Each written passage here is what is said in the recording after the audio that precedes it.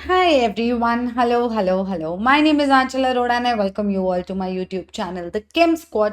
और आज की वीडियो में हम लोग बात करने वाले हैं फाइनली हाइड्रोलिसिस ऑफ सॉल्ट्स के बारे में। मतलब जब कोई वीक एसिड और स्ट्रॉन्ग बेस रिएक्ट करता है और उससे सॉल्ट बनती है तो वो पानी में क्या करती है? वो सॉल्ट वो नॉर्मली बैठी रहती है या पानी के साथ रिएक्ट करती है।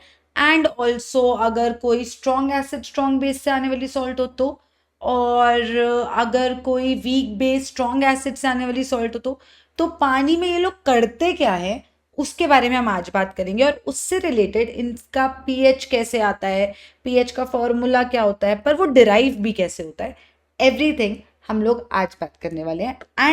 एंड उससे पहले थोड़ा सा हाइड्रेशन और हाइड्रोलिसिस की बात कर लेते हैं। बट यार सब्सक्राइब कर दो चैनल को अगर नहीं किया तो प्लीज़। एंड ऑल्सो वीडियो को लाइक कर दो क्योंकि पढ़ा रही हूँ मैं कब से, तुम लाइक नहीं करते हो आलसी कहीं के। प्लीज़ लाइक द वीडियो यार। और अब सुनो, हाइड्रेशन और हाइड्रोलिसिस में क्या फ़र्क है, सबसे पहले तो ये सीखते हैं। अब हाइड्रेशन हाइड्रोलिसिस के लिए क्या अपन लोग को ये पता है कि पानी के मॉलिक्यूल्स में क्या क्या होता है, हमें उसके बारे में क्या पता होना चाहिए। जैसे ये पानी का मॉलिक्यूल है, ये वी शेप होता है, एंगुलर शेप होता है। मैम हमें ये याद है कि दो लोन पेयर होते हैं, दो बॉन्ड्स होते हैं, बहुत बढ़िया। Oxygen is the central atom और हाइब्रिडाइजेशन इज sp3। ये सब हमने केमिकल बॉन्डिंग में पढ़ा है। गुड। क्या मेरे को ये पता है कि ये जो OH का बॉन्ड है ये पोलर है या नॉन पोलर है? पोलर नॉन पोलर याद है? इलेक्ट्रोनेगेटिविटी डिफरेंस अगर एटम में तो वो पोलर हो जाएगा बॉन्ड, क्योंकि एक एटम जो ज्यादा इलेक्ट्रोनेगेटिव है वो बॉन्ड के इलेक्ट्रॉन पेयर को अपनी तरफ खींचेगा, है ना। अब यहाँ पे ऑक्सीजन और हाइड्रोजन है, ऑक्सीजन ज्यादा इलेक्ट्रोनेगेटिव है तो ये जो बॉन्ड के दो इलेक्ट्रॉन्स है ये बीच में थोड़ी पड़े रहेंगे, ये थोड़ा सा इनको अपनी तरफ खींचेगा जिसकी वजह से इस पे डेल्टा नेगेटिव, हाइड्रोजन पे डेल्टा पॉजिटिव, सिमिलरली इस हाइड्रोजन पे भी डेल्टा पॉजिटिव। तो हमें ये पता है कि ये पोलर गेम है इसकी कुछ, है ना।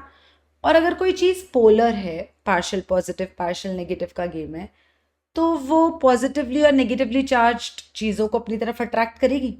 इतना तो हम समझ सकते हैं कि अगर कोई चीज़ पोलर है, उस पर पार्शियल, जैसे मेरे पे अगर पार्शियल नेगेटिव है तो मुझे चाहे कंप्लीट पॉजिटिव दिखे चाहे पार्शियल पॉजिटिव दिखे, मैं तो उसकी तरफ अट्रैक्ट होऊंगी ना, क्योंकि मेरे पे पार्शियल नेगेटिव है, कंप्लीट है भी नहीं पर कुछ तो है।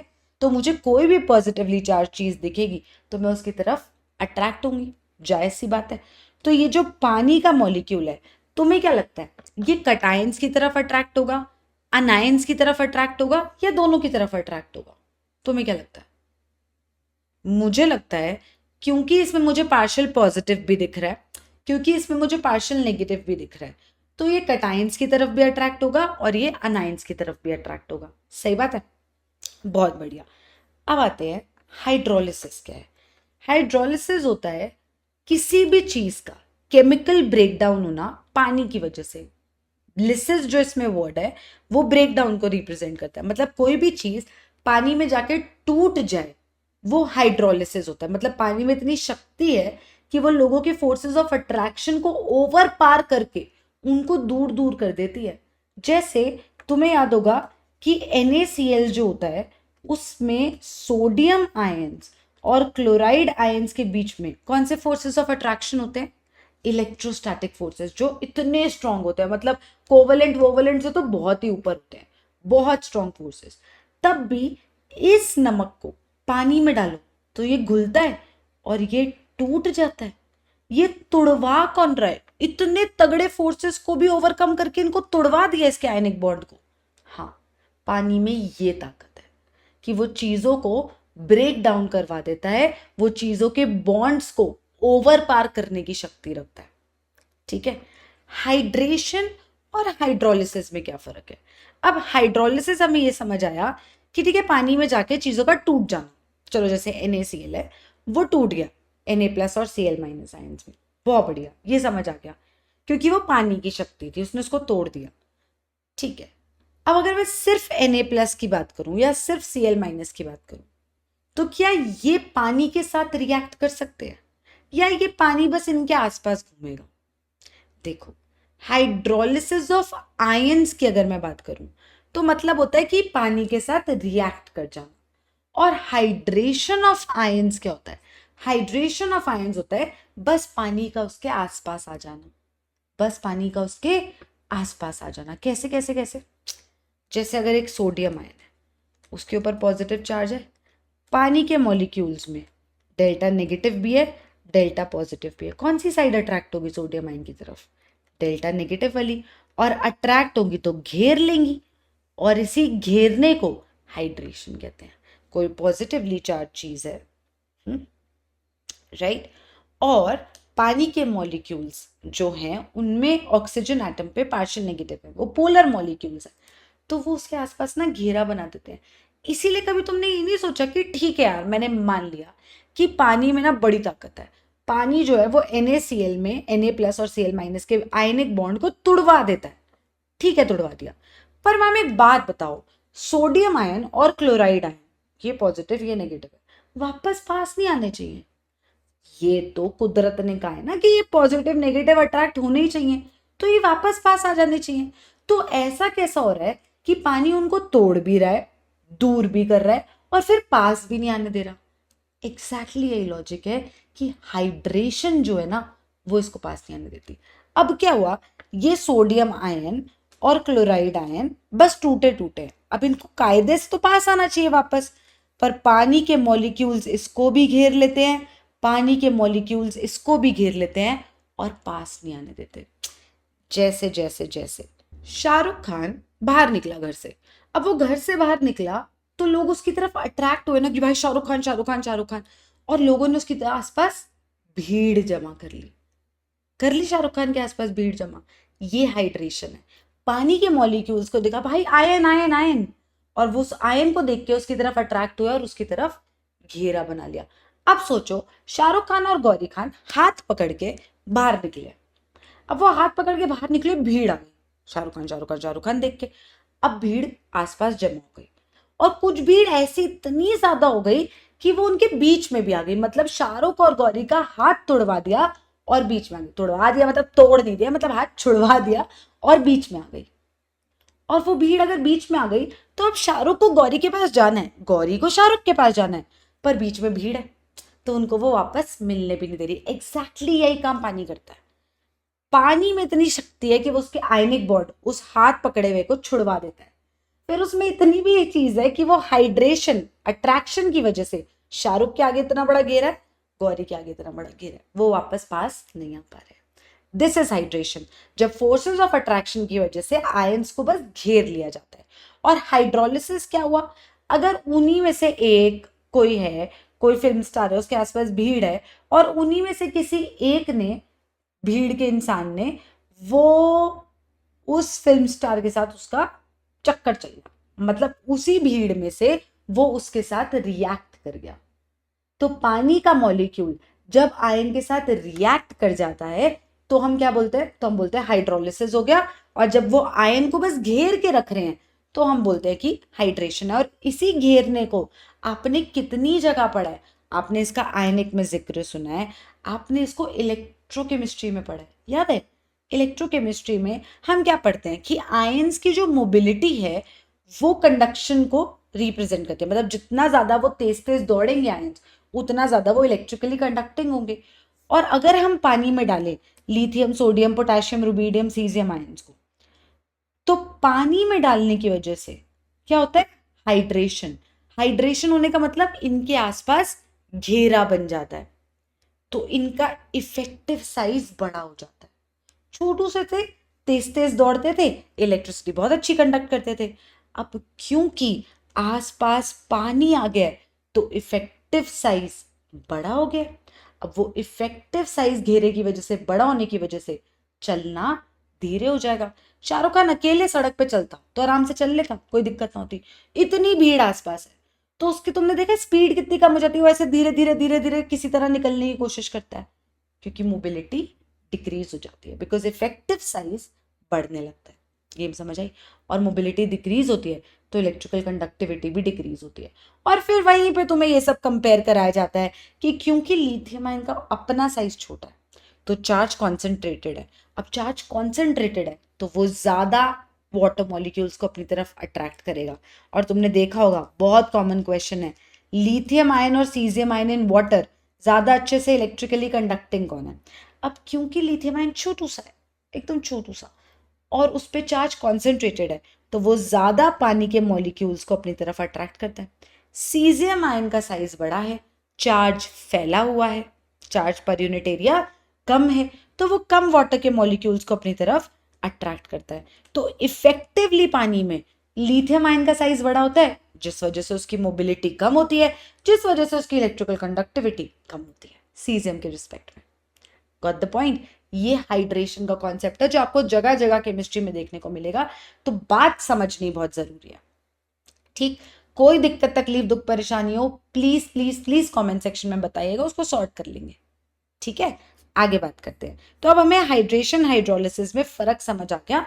हमें ये समझ आ गया कि पानी में कुछ चीजें जो होती है वो सिर्फ अट्रैक्ट होती है, और हो सकता है पानी उनके साथ रिएक्ट भी कर जाए। जब सिर्फ अट्रैक्शन है तो हाइड्रेशन, जब रिएक्शन होने लग जाए तो हाइड्रोलिसिस। ऑसम। अब मैंने NaCl और AlCl3 को पानी में डाला। ये NaCl जो है, सोडियम आयंस बनेंगे, क्लोराइड आयंस बनेंगे, घुलेगा घुलेगा। सोडियम आयंस के आसपास पानी के मॉलिक्यूल्स घेरा बना लेते हैं, क्लोराइड आयंस के आसपास पानी के मॉलिक्यूल्स घेरा बना लेते हैं। देख लो, क्लोराइड आयन नेगेटिवली चार्ज्ड है, तो ये जो हाइड्रोजन वाली साइड है, डेल्टा पॉजिटिव वाले, वो लोग उसकी तरफ अट्रैक्ट होते हैं, और सोडियम आयन की तरफ ऑक्सीजन वाली साइड से अट्रैक्ट होता है, क्योंकि दोनों तरफ से हो सकता है। ठीक है, तो ये घेरा बन जाएगा। वहीं पे हमने देखा कि जब AlCl3 को पानी में डाला ना, तो तब रिएक्शन होने लग गया, और रिएक्शन होने लग गया मतलब हाइड्रोलिसिस होने लग गया। अब यहां रिएक्शन क्यों हुआ मैम आयन का? आयन ने, ये Al3+ ने पानी के साथ रिएक्ट करना क्यों शुरू किया? घेरता ना वो इसको, और इस पे तो चार्ज भी ज्यादा है, तो इसको अच्छे से घेरता। बिल्कुल सही बात है।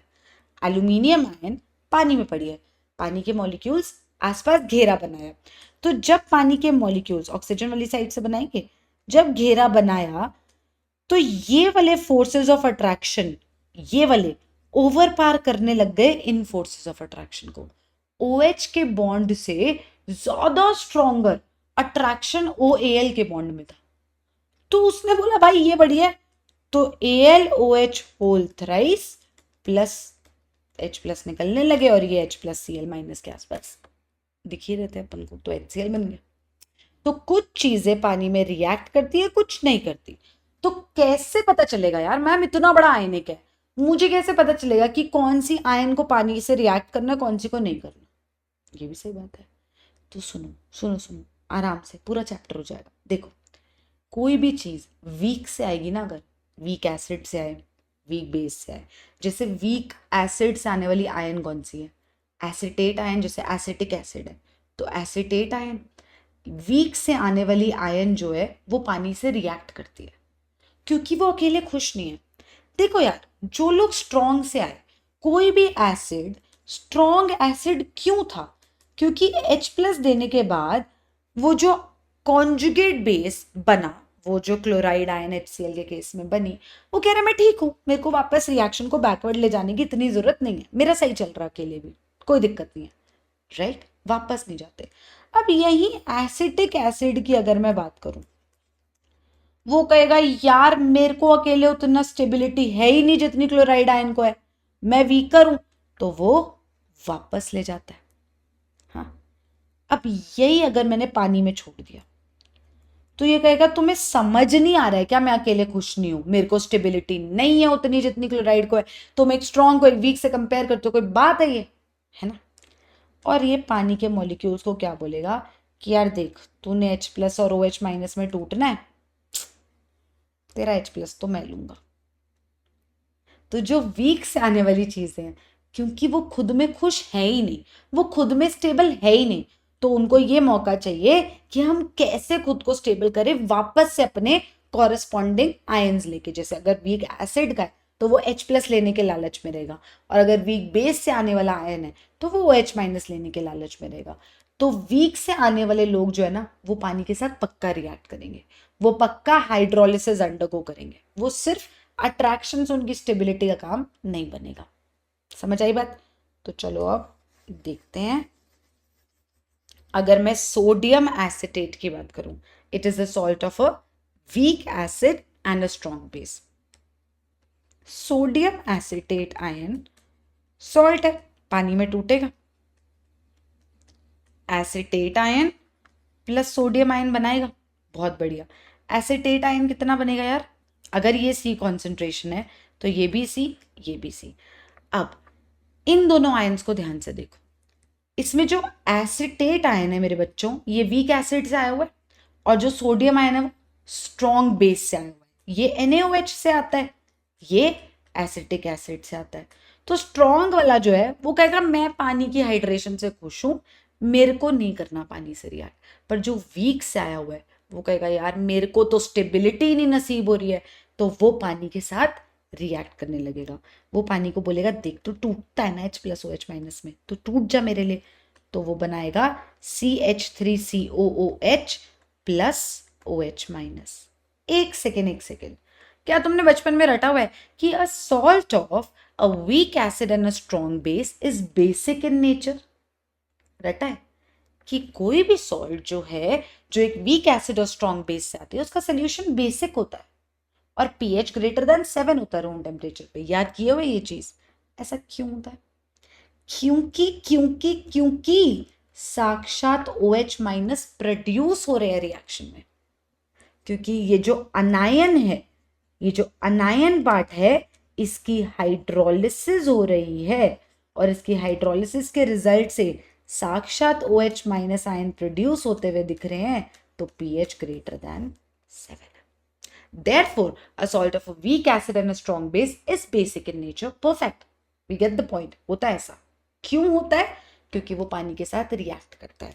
तो अगर मैं NaOH और एसिटिक एसिड की टाइट्रेशन करूं और इक्विवेलेंस पॉइंट आ जाए, इक्विवेलेंस पॉइंट क्या होता है? Where the gram equivalence of NaOH become equal to the gram equivalence of acetic acid, तब मेरे पास सोल्यूशन में सिर्फ सॉल्ट बचेगा, और ये सॉल्ट जो होगा ये ऐसे हाइड्रोलिसिस अंडरगो करके, अनायनिक हाइड्रोलिसिस अंडरगो करके pH ग्रेटर देन 7 करेगा। और आपको याद होगा पिछली वीडियो में जहाँ पे मैंने आपसे बफर की बात करी थी, वहां पे मैंने आपको बताया था कि अगर कभी ऐसा हो कि मेरे पास एक वीक एसिड है, एसिटिक एसिड, और स्ट्रॉन्ग बेस है जैसे NaOH, और मैं इनका रिएक्शन करा रही हूँ और NaOH कम पड़ गया, तो वो खत्म। सोल्यूशन में बचेगा क्या? वीक एसिड और उसका सॉल्ट। ऐसे सोल्यूशन को एसिडिक बफर कहा जाता है, और इस एसिडिक बफर का pH निकालने के लिए हैंडरसन-हैसेलबॉल्क इक्वेशन डाली जाती है, राइट? अब मैं कह रही हूं NaOH उतना ही है, उतने ही ग्राम इक्विवेलेंट्स है जितना एसिटिक एसिड है, तो वो कंप्लीटली रिएक्ट करेगा, दोनों खत्म, बचेगा सिर्फ सॉल्ट। और ये सॉल्ट है कौन? ये सॉल्ट है sodium acetate, a salt of a weak acid and a strong base which is supposed to be basic in nature. How is it basic in nature? Because वो जो अनायनिक पार्ट है वो hydrolyse हो रहा है, और वो उसकी वजह से pH ग्रेटर देन 7 आ रहा है। अभी करेंगे pH निकालने का तरीका, पर एक बात पक्की है कि अगर सोल्यूशन में वीक एसिड और स्ट्रॉन्ग बेस का सॉल्ट रह जाए तो pH पक्का ग्रेटर देन 7 होगा रूम टेम्परेचर पे। क्या होगा, कैसे होगा, वो अभी देखेंगे। आई होप इतनी बात समझ आई है। यहां तक 1 रुपए की भी दिक्कत, तकलीफ, दुख, परेशानी हो तो कमेंट सेक्शन में बताना। मैं अगली वीडियो में फिर से समझाने को तैयार हूँ, मैं अलग तरीका ढूंढ लूंगी, कोई प्रॉब्लम नहीं है, पर तुम्हें बात समझ आनी चाहिए, ठीक है? बिना समझे मत उठना। आयनिक टफ है नहीं, बनाया जाता है, सीखने चलो तो सब समझ आता है। प्रॉब्लम ये स्क्रैच से कौन से गए, तो हम स्क्रैच से बात कर रहे हैं, हम हाइड्रेशन हाइड्रोलिसिस से बात कर रहे हैं, और हमने कनेक्ट करते करते यहाँ तक आ गए। इसी तरीके से अब सोचो, अगर मेरे पास एक वीक बेस है और मैं उसमें HCl डाल रही हूँ, कुछ केसेस है मेरे पास। केस 1 है कि मैंने अभी HCl नहीं डाला, ठीक। केस 2 है HCl लिमिटिंग रिएजेंट है, और मेरे पास केस 3 है कि gram equivalence of HCl is equal to gram equivalence of ammonium hydroxide. Pause the video. ये सब कुछ हमने ये आयनिक इक्विलिब्रियम के लेक्चर्स में किया हुआ है। पॉज द वीडियो, सोचो पहले केस में क्या होगा, दूसरे केस में क्या होगा, तीसरे केस में क्या होगा, कौन pH डिसाइड करेगा और पीएच की रेंज अपन को क्या लगता है कहाँ पे आएगी, मतलब लेस देन 7, इक्वल टू 7 या ग्रेटर देन 7, क्या लग रहा है वो सोचो and then I will also tell you. Please pause the video, देखना एक बार क्या होगा इसमें।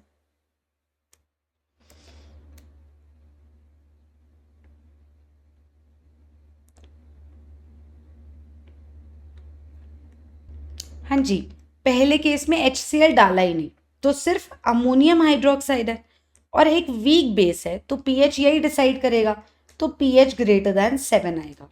ठीक है, सेकेंड केस में HCl डाला, और अगर डाला तो ये दोनों रिएक्ट करके अमोनियम क्लोराइड प्लस पानी देंगे। ठीक है, और HCl लिमिटिंग रिएजेंट है, मतलब वो रिएक्शन में खत्म हो गया। अगर वो रिएक्शन में खत्म हो गया तो मेरे पास फाइनल सोल्यूशन में एक वीक बेस और उसका सॉल्ट बनेगा, तो ये बेसिक बफर बनेगा, और बेसिक बफर के अकॉर्डिंग हम पीएच निकाल सकते हैं जो ग्रेटर देन 7 आना चाहिए। बहुत बढ़िया। अगर इक्वल ग्राम इक्विवेलेंट्स है, मतलब ये भी खत्म ये भी खत्म, रिएक्शन में सिर्फ अमोनियम क्लोराइड बचेगा, मतलब salt of weak base and strong acid बचेगा अमोनियम क्लोराइड। ये अमोनियम क्लोराइड मान लो C कॉन्सेंट्रेशन है, ये पानी में टूटेगा, देगा अमोनियम आयन और क्लोराइड आयन, ये भी C बनेगा ये भी C बनेगा। सवाल ये उठता है कि इन दोनों आयन्स में से क्या लगता है पानी के साथ रिएक्ट कौन करेगा, अमोनियम आयन, क्लोराइड आयन, दोनों, कोई भी नहीं। क्या लगता है तुम्हें पानी के साथ रिएक्ट कौन करेगा?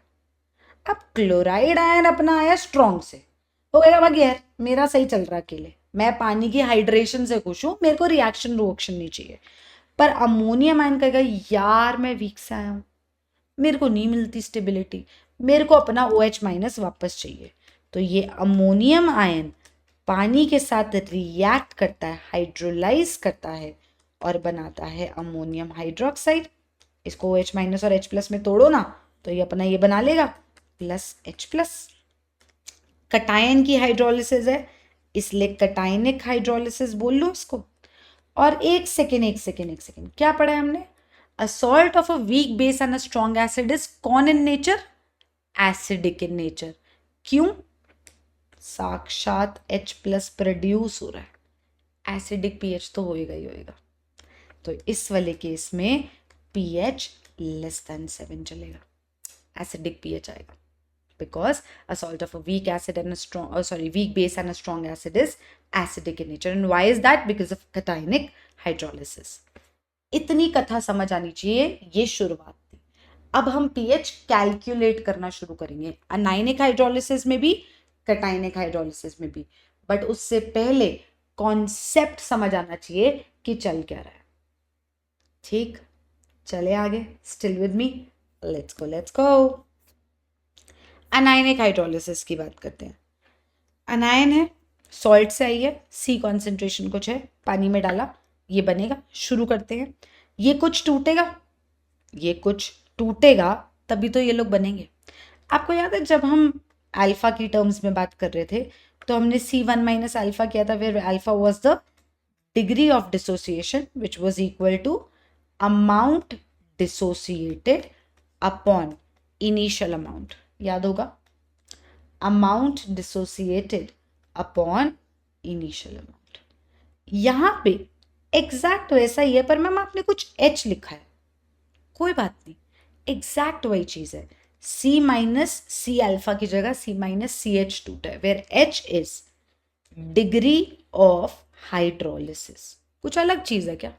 वो डिग्री ऑफ डिसोसिएशन का जो फॉर्मूला था वैसा ही फॉर्मूला है, अमाउंट हाइड्रोलाइज्ड, बस क्योंकि हाइड्रोलिसिस कर रहे हैं, कुछ अलग कर रहे हैं, तो भाई अलग नाम दे दिया, बिल्कुल सेम चीज है, डरना मत, अल्फा जैसी चीज ही है। इस H की जगह अगर मैं अल्फा भी लिख दूं तो कोई मुझे रोक नहीं सकता, ठीक है? तो H इसलिए लिखा है क्योंकि हाइड्रोलाइज हो रहा है। ठीक है जी, तो ये C1 - H बचा, CH खत्म हुआ ना ये, और अगर ये CH रिएक्ट किया तो ये भी CH बनेगा, ये भी CH बनेगा। We have done it a million times, तो वी नो इट, राइट? तो ये बचा C1 - H, CH। इधर इक्विलिब्रियम एस्टैब्लिश हुआ।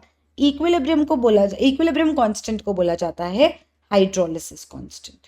देखो डिराइव मैं तुम्हारे लिए करा रही हूँ, तुम बाद में फॉर्मूला भी याद कर लोगे पीएच का तो भी कोई दिक्कत नहीं है। डिराइव मैं इसलिए करा रही हूँ क्योंकि जब अपन पढ़ रहे होते ना तो हमें पता होना चाहिए कैसा है, और क्योंकि हम बफर तक की चीजों को डिराइव कर चुके हैं तो भाई ये तो बहुत ईजी लगेगा। अभी देखो ये के एच किसके इक्वल होगा, C H into C H upon C 1 - h।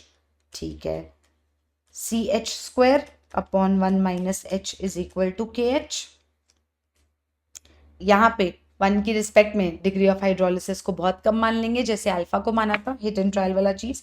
तो C H square is equal to K H, H is equal to under root of K H by C. Ma'am ये तो कुछ अल्फा के फॉर्मूले जैसे ही आया है, हाँ, पर वहां हमें के या के भी पता होता था। यहाँ के एच कैसे आएगा, यहाँ पे के एच कैसे आएगा, देखना ध्यान से सुनो, ध्यान से, बहुत इंपॉर्टेंट।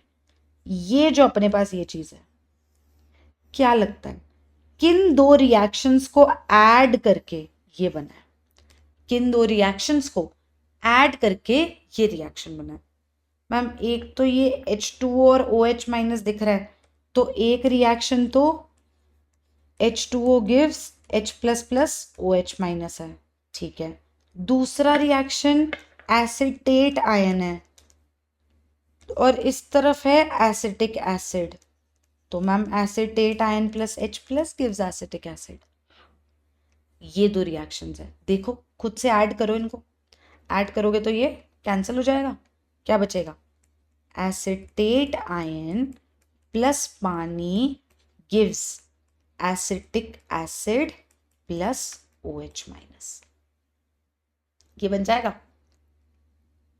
ठीक है, यहां तक पहुंच चुके हैं, बहुत बढ़िया, क्योंकि यही इक्वेशन है जो हमें चाहिए और इस इक्वेशन का इक्विलिब्रियम कांस्टेंट है KH। और अगर मैं दो रिएक्शंस को ऐड करती हूँ तो उनके इक्विलिब्रियम कांस्टेंट्स मल्टीप्लाई होते हैं, तो उनके इक्विलिब्रियम कांस्टेंट्स मल्टीप्लाई होते हैं। इसके लिए तो आयनिक प्रोडक्ट ऑफ वाटर, ये देखो ये 1/Ka नहीं होगा, Ka किसका इक्विलिब्रियम कांस्टेंट है, एसिड डिसोसिएशन का, ये उल्टा हो रहा है तो 1/Ka, तो इसका मतलब KH is equal to KW/Ka होगा। बिल्कुल बिल्कुल सही बात, क्वेश्चन खत्म। अब H क्या आ जाएगा, अंडर रूट ऑफ KH/C था, under root of KW/Ka into C हो जाएगा, ये आ जाएगा H प्लस की कॉन्सेंट्रेशन निकलेगी यहाँ पे या OH माइनस की निकलेगी, OH माइनस की, याद रखना ये चीज, H प्लस की कॉन्सेंट्रेशन नहीं निकल रही है यहाँ पे, OH माइनस की कॉन्सेंट्रेशन है CH which is equal to C into under root of KW/Ka into C।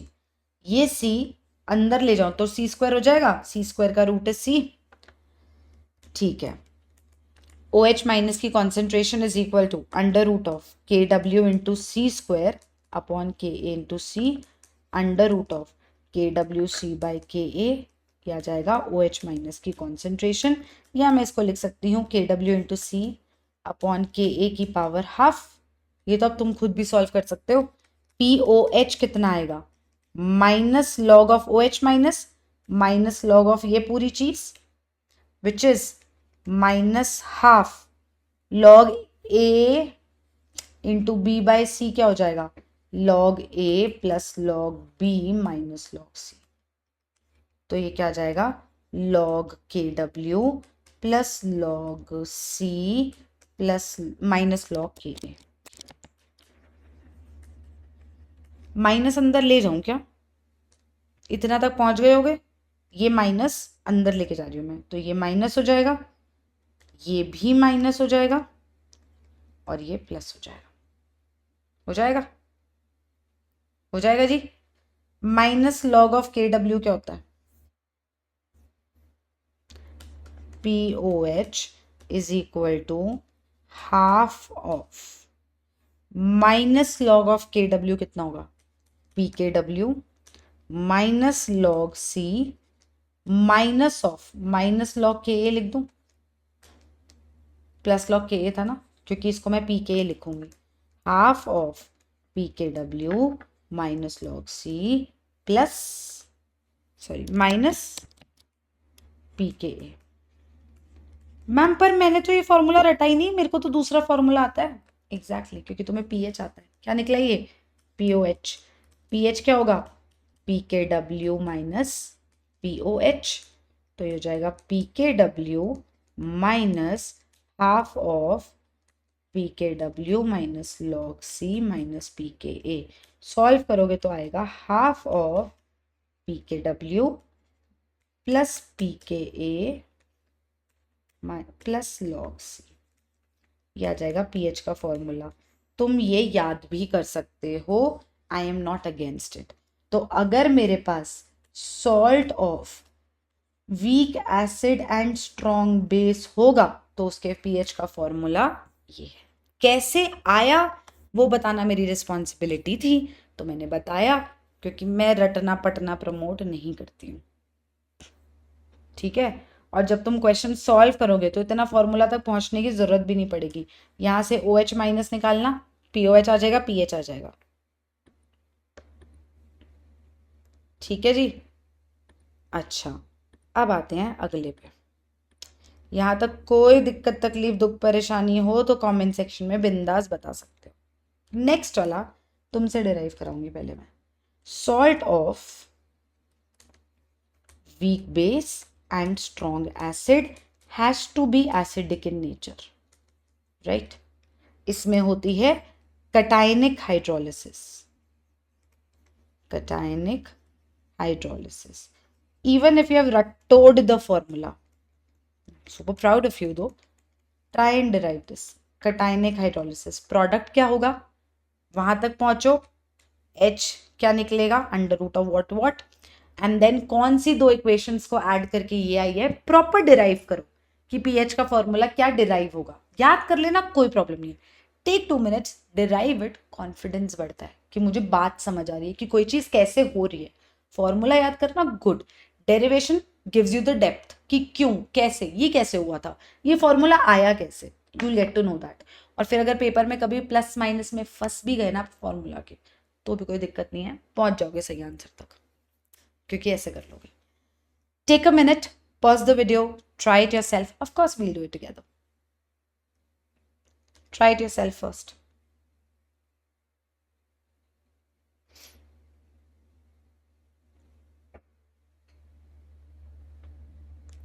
Ammonium ion को पानी में डाला तो बना ammonium hydroxide plus H plus. इसने इसको बोला भाई टूटना H plus O H minus में, मेरे को दे ओ एच माइनस, और H प्लस बना। एंड इसी H प्लस की वजह से ये सोल्यूशन कैसा होता है?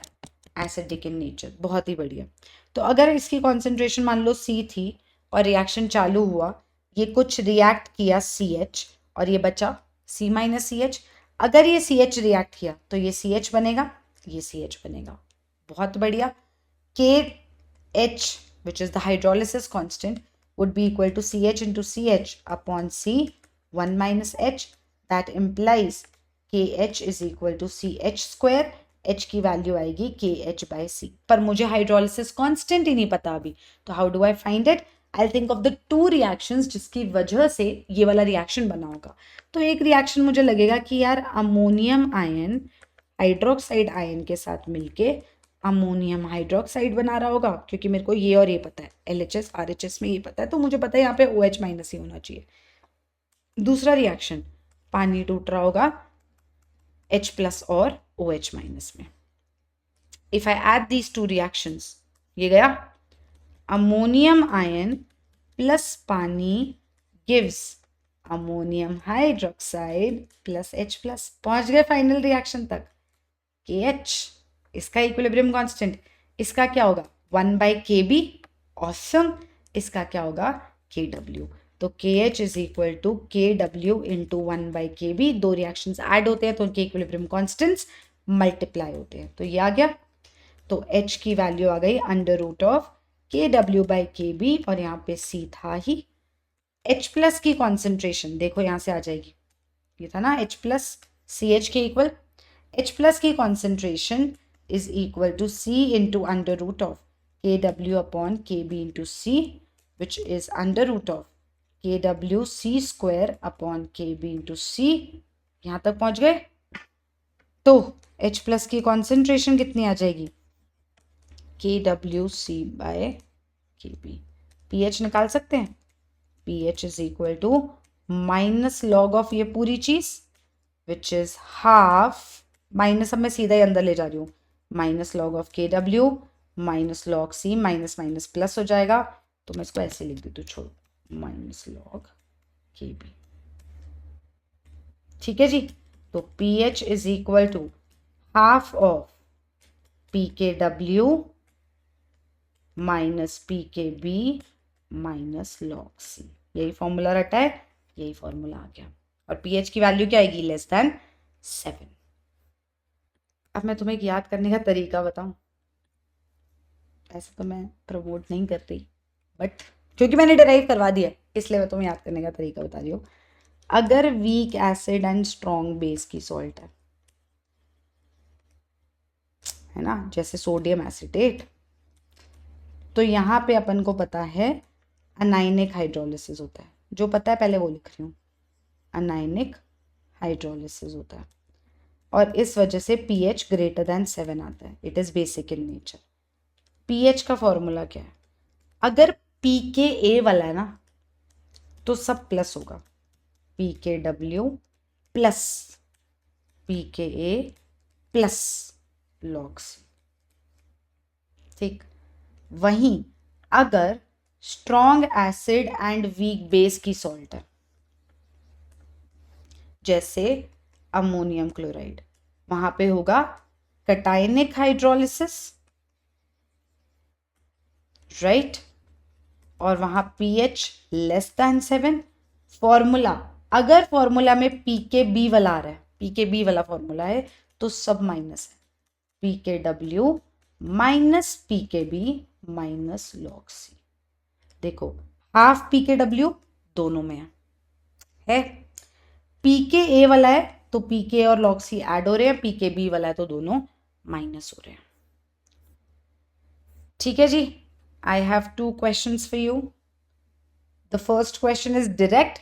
The second one you will have to think about it because it's about titration. और इसमें सिर्फ हाइड्रोलिसिस की बात नहीं है, इट्स मोर देन हाइड्रोलिसिस, मतलब और चीज़ें भी हैं इसमें।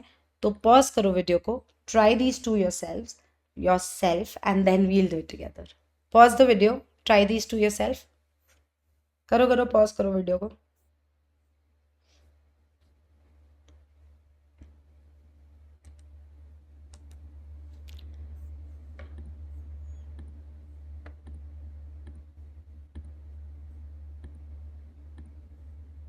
फर्स्ट क्वेश्चन को देखो, calculate the pH of 0.1 molar, 0.1 molar sodium acetate.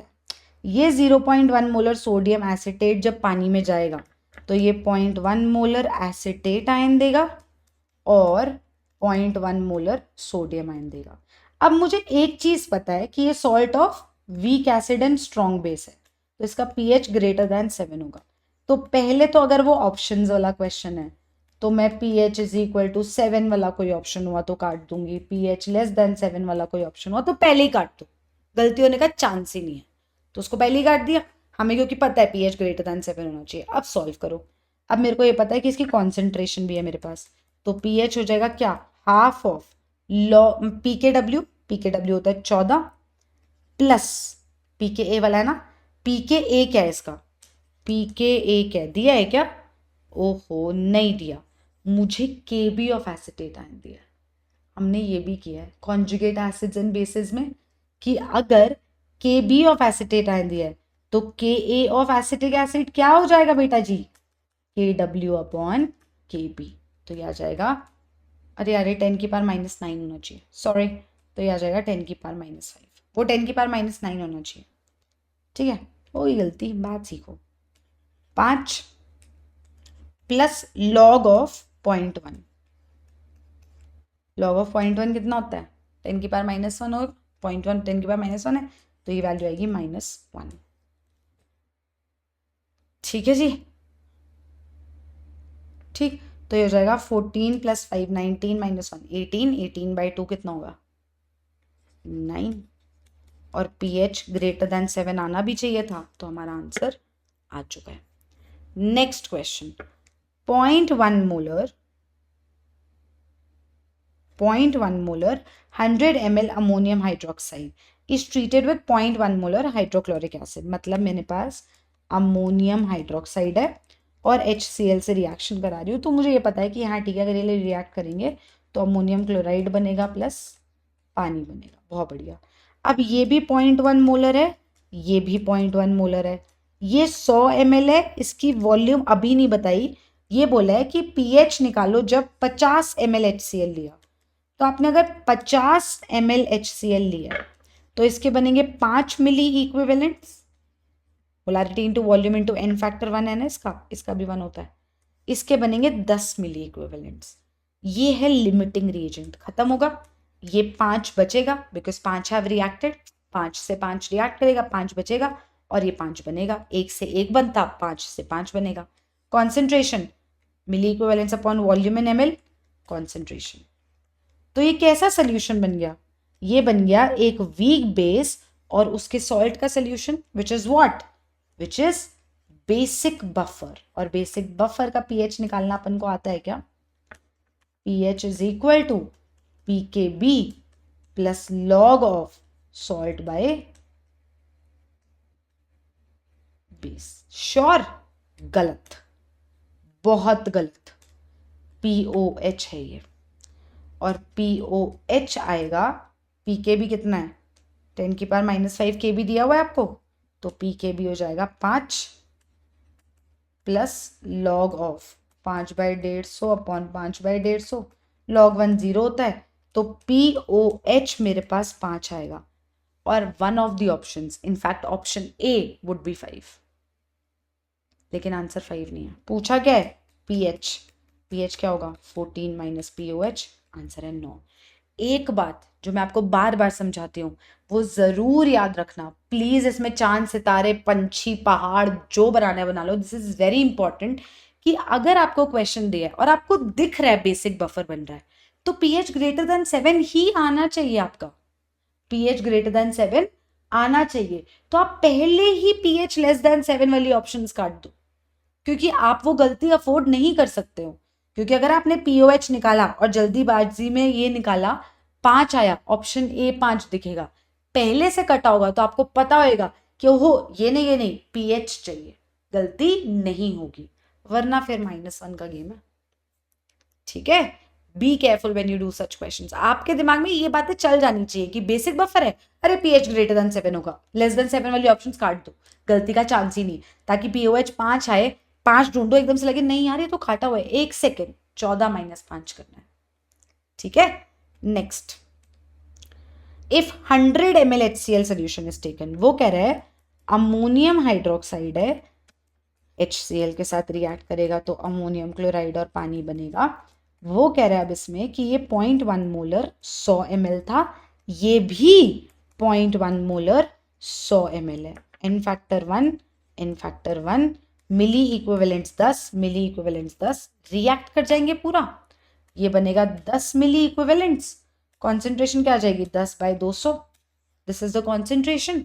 Now I found out the concentration also and my final solution just has a salt of weak base and strong acid, and if I just have a salt of weak base and strong acid तो मेरे पास pH less than 7 होना चाहिए salt hydrolysis की वजह से, तो मैं greater than 7 वाली ऑप्शंस पहले ही काट दूंगी।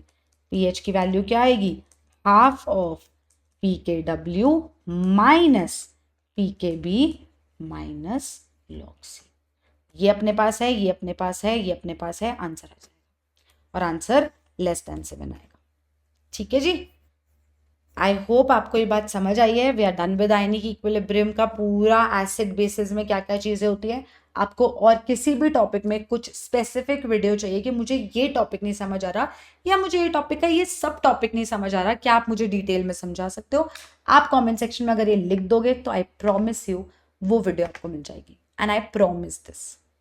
ठीक है, बाकी वीडियो को लाइक कर देना यार, कमेंट सेक्शन में बता देना कैसा लगा ये पूरी आयनिक इक्विलिब्रियम रिलेटेड कहानी, and subscribe to the channel if you haven't already. और अगर कर लिया तो करवा दो यार, और लोगों से इतना तो काम आ जाओ भाई लाइफ में, तुम भी थोड़ा काम आ जाओ, प्लीज सब्सक्राइब करवा दो। I will see you in the next video.